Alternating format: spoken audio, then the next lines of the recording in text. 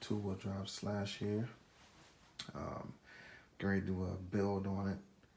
I'm gonna switch the body out, switch the motor ESC, radio, chassis, wheels, little suspension work. Change the radio to TSL stock radio, but be a little better than that. You see it's all stock right now. Brush system, high center of gravity chassis, stock tires, long suspension. Gotta shorten this up. We'll definitely go into the transmission, the diff anyways, and get some stiffer lube and almost lock that up. So with that new powered VXL system, you know, I get that thing going. Running on 3S.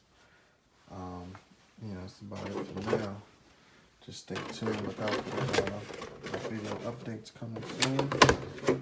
Look forward to comments. Let me know, you know, tips you guys might know with those bodies, or, you know, whatever you guys doing before. Just let me know.